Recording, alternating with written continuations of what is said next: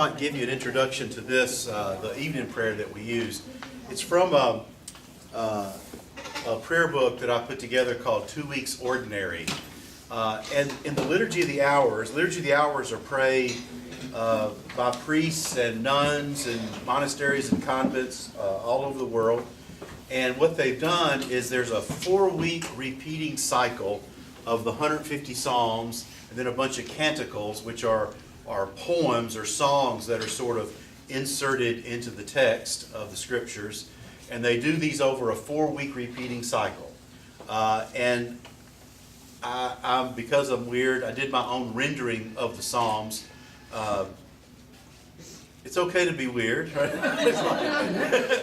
So what I did was I took the Psalms and Canticles and readings that are in the first and the third weeks and put them into 1 week, and the ones that are in the second and the fourth weeks and put them together into another week, which I call week 1 and 2. So mine is 2 Weeks Ordinary. It's a 2-week cycle of it.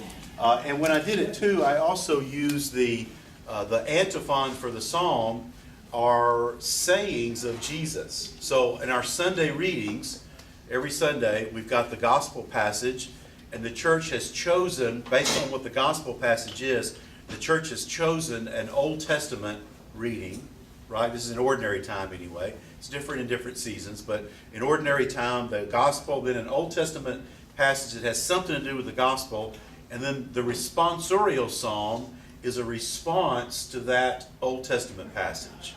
And then we do the readings from the letters and kind of just continuous readings that don't really tie in anything else, although they often end up doing it, but there's nothing intentional about it.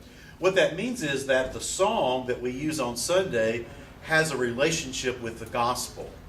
Does that make sense? Mm-hmm. So wherever those psalms are used in our Sundays of ordinary time, I went to the gospel passage that relates to that psalm and looked for a saying of Jesus, because in my own prayer, it's one of the things that I want to keep listening to is simply the sayings of Jesus. So that's where that comes from. It's a little different from the version.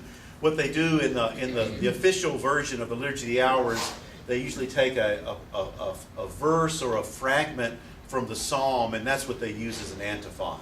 So the whole psalm gets captured in one phrase, sort of like the responsorial response that we give in Sunday Mass, which is usually a line from the psalm somewhere. So anyway, that's my little prayer book, 2 Weeks Ordinary. I use the word Adonai in that instead of Lord. So in your Catholic Bible, in the Old Testament, wherever you see the word L-O-R-D in all caps, that's the divine name, YHVH. Okay? And so wherever you see L-O-R-D in all caps, that's that. There's another word in Hebrew for Lord that you'll see it translated simply as capital L, small o, small r, small d. Okay? And it'll always be that way in the New Testament because that's the Greek word Kyrios, like Kyrie eleison, Lord have mercy. But in the Old Testament, where it's all caps, L-O-R-D, that's the divine name. So when Jesus would have gotten up in Nazareth to read from the scroll of Isaiah, when he got to the divine name, he would have said Adonai, which is Hebrew for my Lord. Okay, so I'm just using that word in there. And then also, as I went through the Psalms, where other divine names like El, Elohim, El Shaddai are used, I picked up those too. You'll get a little taste of that in the book that we're doing this season for Lent. Okay, so that's what that is. That's my own particular weirdness. I'm trying to do a one with the official church translation of it. I haven't gotten that completely pulled together yet, but it's on the way.